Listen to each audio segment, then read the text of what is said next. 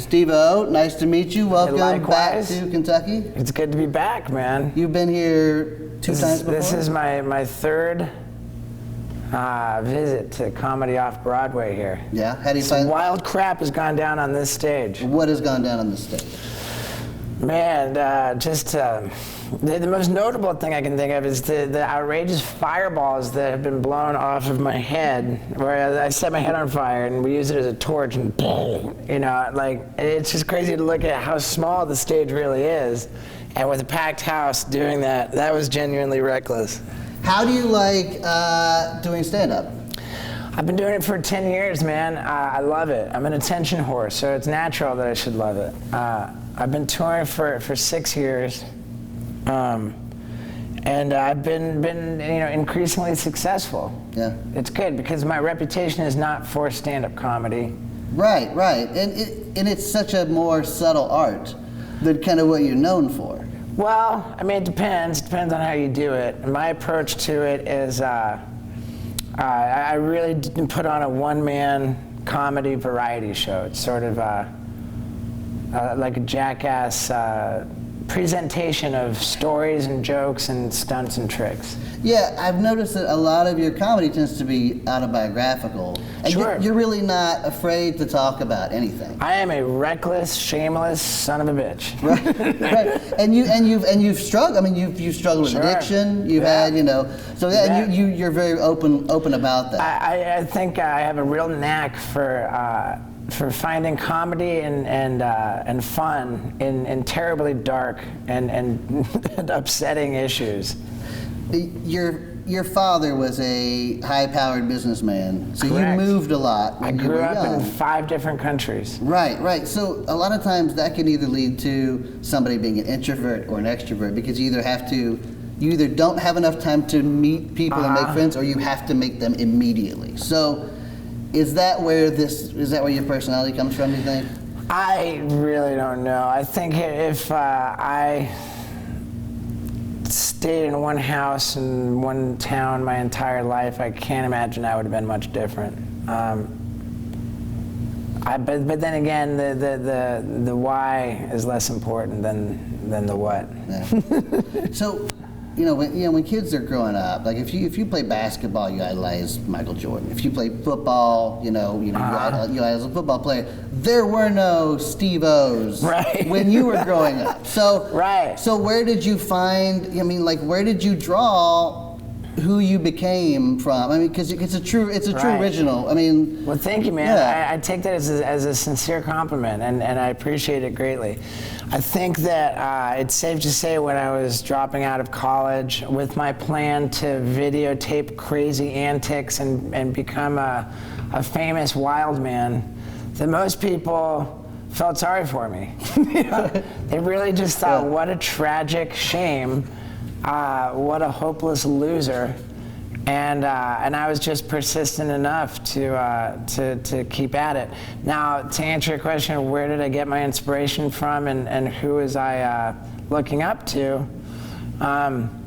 Skateboarding was really an inspiration for me. That's what led me to the video camera, and I think if I was emulating anything, it was really just sort of the irreverence, the recklessness, the wild fun of skateboarding and the types of things that you would see in skateboard videos. Mm-hmm. And that was how my career started, was with skateboarding videos.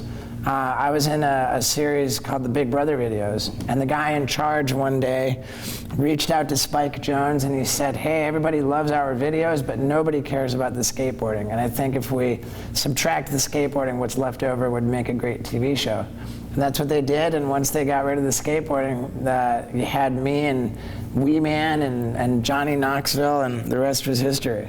Yeah, and Jackass, I think, is arguably probably one of the biggest comedy movements of like the last 30 years, because it was a real, a lot of people have tried to duplicate it. A lot of people did duplicate it, unsuccessfully. But I think do you think that I think there's been a lot of success in imitating Jackass. Especially if you look at a lot of the careers that have come about on YouTube. Mm-hmm. I think that, and I don't want to say duplicate it, and I think imitate is even probably a strong word for that. I think that we inspired a lot of things. I think it is safe to say that Jackass was somehow culturally significant. Yeah.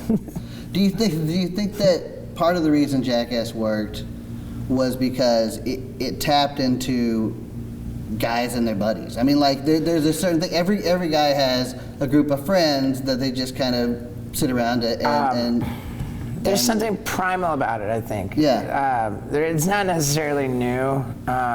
Certainly, like if you look at the Three Stooges, you know, that kind of slapstick physical comedy isn't really new. Of course, we took it to another level, and I think that what makes it inherently compelling is the idea that people like to slow down to look at wreckage, and that we were able to not take ourselves very seriously. And when, you know, I think what drives the popularity of Jackass is really hormones, you know? I don't think that for all the people who have suggested, oh, do a Jackass with women, it wouldn't work. And that's because women are caregivers. Like, you know, their motherly instinct, like there's you don't want to see a woman get hurt. But men, we're driven by testosterone. We want to be macho. We want to be bravado. And so it's so funny to see a man fail in a way that's not funny to see a woman fail.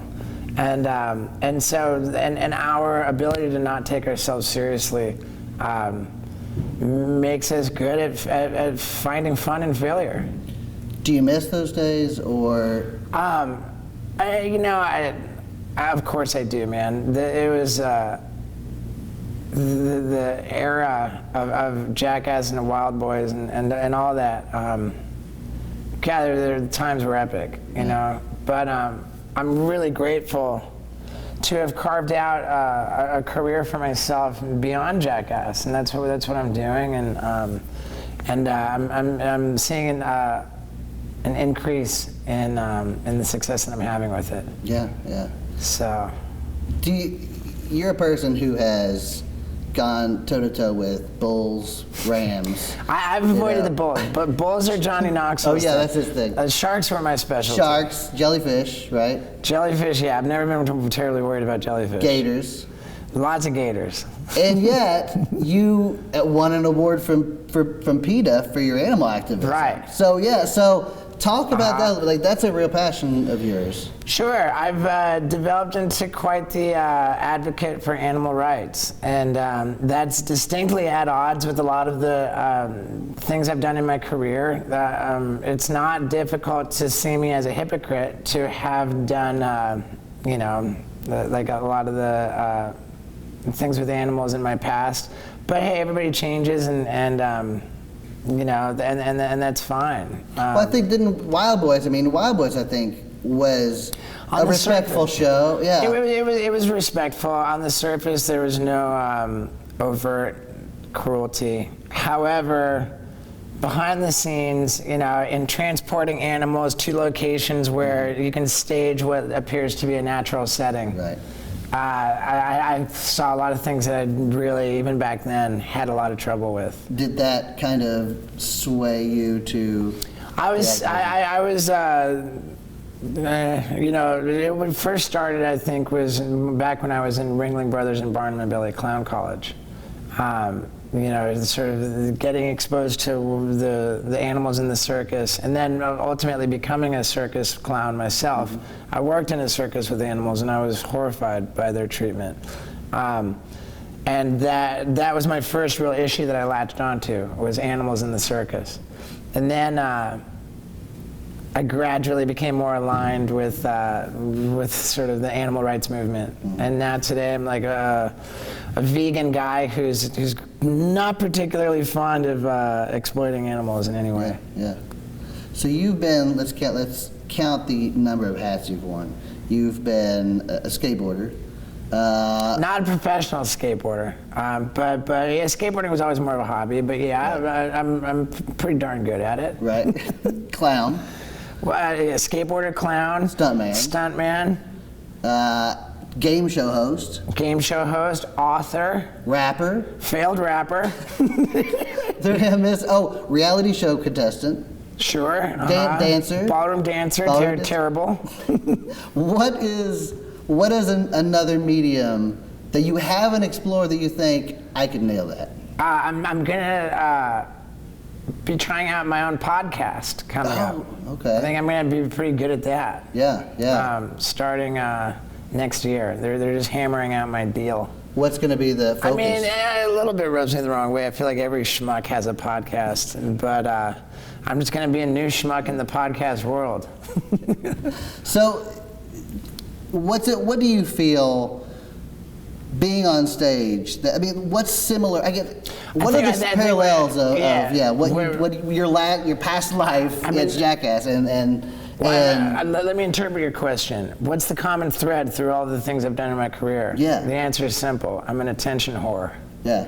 Yeah, that's what drives me in everything that I do. So when you walk into a room and everybody's like, Steve-O's here, things are going to get crazy, is that exhausting for you, or is it challenge accepted? Because your reputation precedes you wherever you go. I think they've been pretty good at not really feeling pressure from people when I walk into a room. All the pressure comes from me. I've been always the one to pressure myself. Nobody ever pushed me into anything. I was always the one that was gung-ho to do it on my own. So you bring that out of yourself rather than get goaded into something. Yeah, I mean, in the early days of Jackass, the consensus among the rest of the cast was, man, hey, dude, like, God, like, stop, like, I could never turn it off. Yeah. We'd be done filming, and I'd still be, and I'd be like, calm down, dude, enough. Now, when you watch Jackass, I always look at Jackass and I think some of those guys are instigators. And some of the, like I feel like some are instigators and some will just do anything they're asked to do. And I feel like you kind of sometimes fall into the latter, or the latter. Oh, sorry, the latter. The latter, right. Unfortunately for you sometimes, right? Yeah. I can't believe I got that wrong, man. But do you think? It's so funny, when Jackass started, and we would submit the ideas by email and stuff. Hey, I want to do this. And back when it was like, email was new. Email was still pretty new back then, at least to me, anyway. I remember writing a crazy email to Knoxville and our director, Jeff Tremaine, saying, hey guys, I think if I take a bunch of pills and then fall asleep or something, that you guys can tie me up from a tree, and while I'm hanging there, do terrible things to me, And they were like, okay, I guess we can't really pull too many pranks on Steve-O. Let me give that to you again a different way. I remember in the early days of Jackass, one of the first ideas that I ever submitted by email was to be hung upside down by my feet from a tree and just tortured. I'd say, hang me upside down and do whatever you want to me, just torture me. And that went down as the moment where I was off the hook. Knoxville was like, I guess there's not much really to do in the way of pranking Steve-O, because if you're asking for something like that to happen, it's not as much fun to do it to. But those guys Knoxville and those guys kind of ended up saving your life too, right? I mean, for sure. Yeah, it was the most unlikely of interventions when it's organized by Johnny Knoxville. How does that intervention go down? I mean, is it? It was as serious as could be, man. I was at the end of the road, really. My trajectory was just going straight into a grave, and Knoxville just stepped in, man. He organized the intervention. He set up for me to be committed to a psychiatric ward. Oh, wow. Yeah, it was, I qualified for California's 5150 legal code, really? which means you can lock someone away if they pose a threat to themselves or others. Oh, which is hilarious because I posed a threat to myself long before then. Yeah. I was harmful to myself for a long time. I joke about what took California that long. What took them so long to lock me up. But yeah, no, it saved my life for sure. I've been clean and sober ever since. That's great. And you loving touring? You know, it can burn me out.